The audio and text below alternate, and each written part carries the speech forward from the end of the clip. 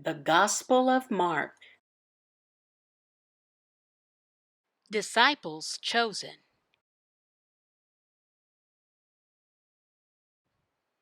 Hello.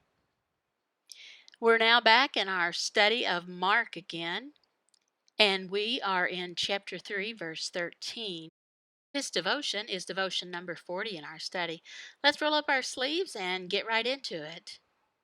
And he went up on the mountain and called to him those whom he desired, and they came to him. Mark 3:13. That verse, it says that Jesus, he went up into the mountain. He tended to go up to the mountains when he wanted to be alone, and often he prayed there. We read in that verse that Jesus called the disciples that he wanted to come up with him to the mountain. We all know that Jesus, he had 12 apostles. These are the men that Jesus wanted to have with him. Let's go to verse 14. And he appointed 12, whom he also named apostles, so that they might be with him, and he might send them out to preach. Mark 3:14. These 12 men that Jesus chose would be with him for the rest of his life, and they would learn from him. Jesus, he would set an example of himself on how to serve others and how to be humble and so on. That time that Jesus had to teach them was very short. It was less than 3 years. How was the decision made from all the disciples of which ones that would be the 12 apostles? How was that decision made? Well, Jesus, he chose them. It was his decision. Why is that? Because he is God. He can do whatever he desires. Question: is there a difference in disciples and apostles? Yes. It's important for us to know what this difference is, and the reason is so that we'll understand later the importance that the apostles had. Jesus called them. He called them to himself for a reason.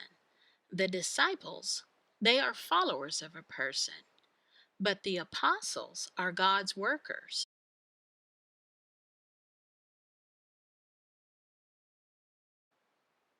It's interesting. During the Roman Empire, some of the top officials, they sent out apostles, and they were messengers. Yes, but they were more than that. The people saw them, these apostles, and they knew they were from a Roman leader, and they would listen to them because they knew they had the authority, the same as if the leader was speaking. That's interesting. Now, Jesus, his apostles, they had the authority of Jesus, but they had something more also. They had the supernatural ability. For example, they had the power to cast out demons and have authority to cast out demons. The disciples, the apostles, they both believed in Jesus, yes, but the apostles had the power that Jesus gave them. Let's look at the verses 14 and 15 together. And he appointed 12, whom he also named apostles, so that they might be with him, and he might send them out to preach and have authority to cast out demons. Mark 3:14 through 15. Jesus, he's the only one that could give this supernatural gift of healing and casting out demons to the apostles. Now, later, after Jesus ascended to heaven, the apostles, now not Judas Iscariot, the one who deceived Jesus, no, but Paul, who was added, and other preachers like Barnabas, they received the power of the Holy Spirit who called them to preach. While they were worshiping the Lord and fasting, the Holy Spirit said, "Set apart for me Barnabas and Saul for the work to which I have called them." Acts 13:2. The apostles, they became the foundation of the church. Not only them, but also the prophets. And Jesus, he is the cornerstone. Built on the foundation of the apostles and prophets, Jesus Christ himself being the cornerstone. Ephesians 2:20.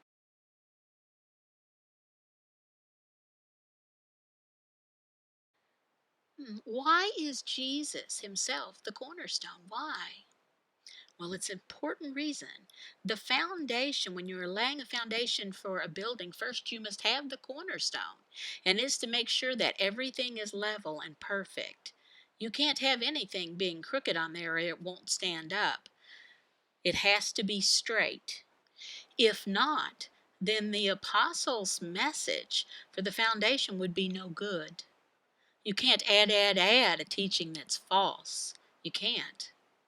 Everything that we read in the Bible, it is all centered on Jesus Christ himself. Coram Deo. To live coram deo is to live one's entire life in the presence of God, under the authority of God, to the glory of God. Everyday Breadcrumbs, Devotional Studies for the Deaf by Brad and Tammy Schaaf. Taught in American Sign Language by Brad and voiceover by his wife, Tammy. All verses are from English Standard Version. BradDaleSchaaf at gmail.com.